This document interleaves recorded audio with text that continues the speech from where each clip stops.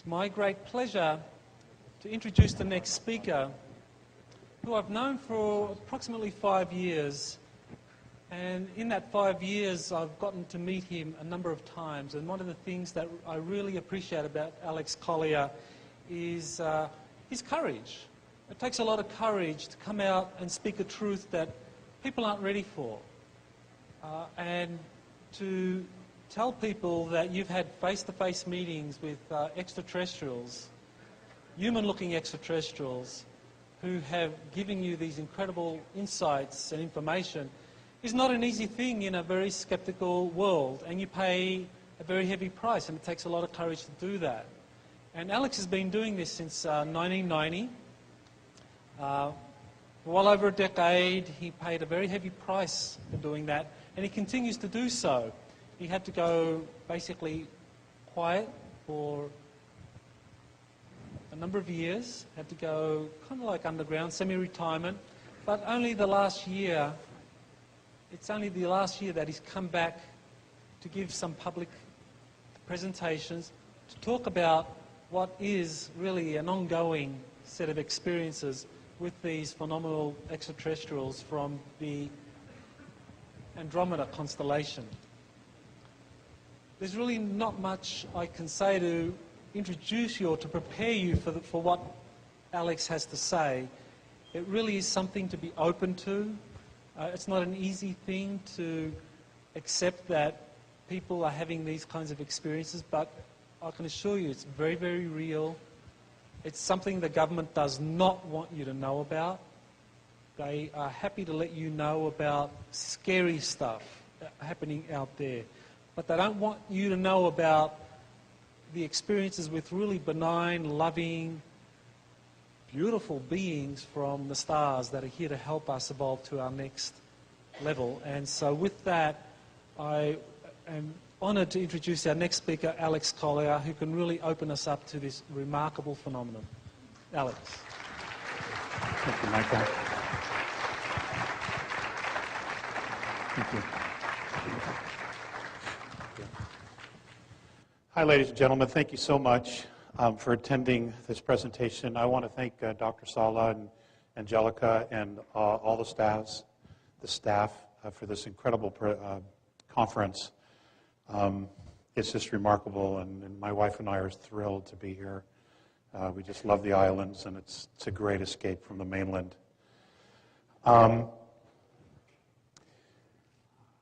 What I don't want to do today is go into a lot of background. There is more than enough information out there. I know if you just type in my name, some things will come up, okay, both pro and con. And I would just encourage you to research it and make up your own mind. What I want to do, though, is I want to just get right into it. I'm traditionally a very slow starter in a talk, and I want to avoid that. The bulk of the talk will be about mentorship. I want to spend about 15, 20 minutes just kind of bringing you up to speed with things that are going on in the world. Obviously, I'm going to assume you're all paying attention to what's going on. The world politically is changing dramatically.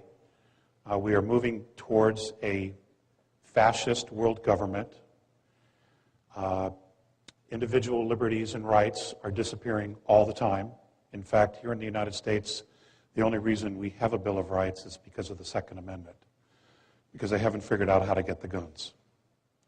The Constitution is essentially gone. They're doing whatever they want, whenever they want, regardless of the boundaries and the chains that the Constitution limited them to.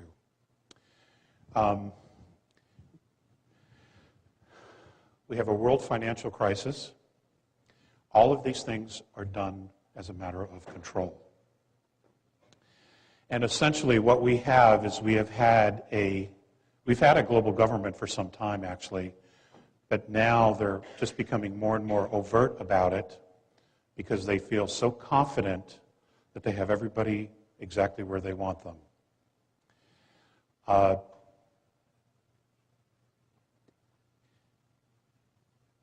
the next couple of years are just going to be absolutely amazing.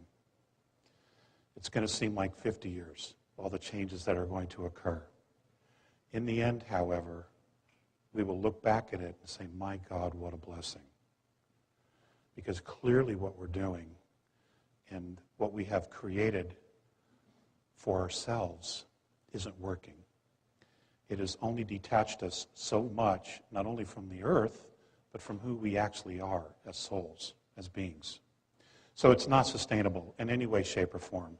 Even if the governments of the world came clean and said, okay, we are colonizing Procyon and Altar, and we have found all of these resources, and we're bringing them to the earth, and everything's going to be okay, it is still unsustainable. And the reason for that is we are not living a spiritual life. And that's what we are. We're spiritual beings. Okay? We are not a natural resource to anything or anybody. And over the years, being with Morine and Phaseus of the constellation of Andromeda and others, what's been very difficult for me, the learning curve for me was being able to shift my perspective to how they view us. And that's been a real challenge because, this reality is so real. It is so solid. And having been born and raised a Catholic and come from a very large family, gone through the dogma, the indoctrination, that many of us have gone through as kids, it's been pretty tough to just push it away and just take that huge leap of faith that, okay, this is all wrong, or it isn't sustainable, it isn't right.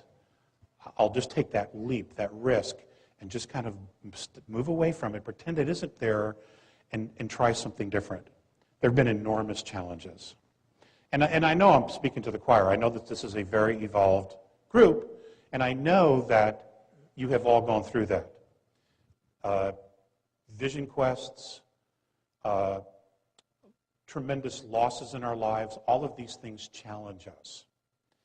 And those events help define who we are and who we've become.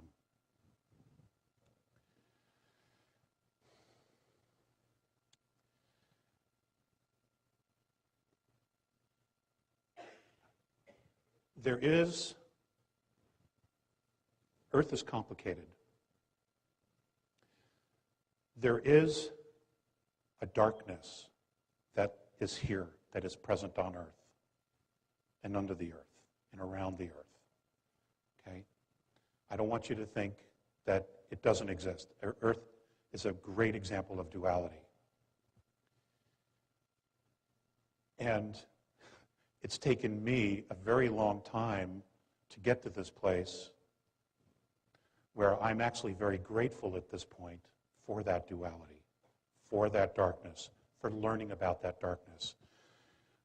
Because I have spent a lot of energy challenging it, butting up against it, saying, how dare you, fighting it, talking about it, etc. Now, it does exist. It is real. And it is partially us, and then there's an element of it that is not us. It is not human. Okay?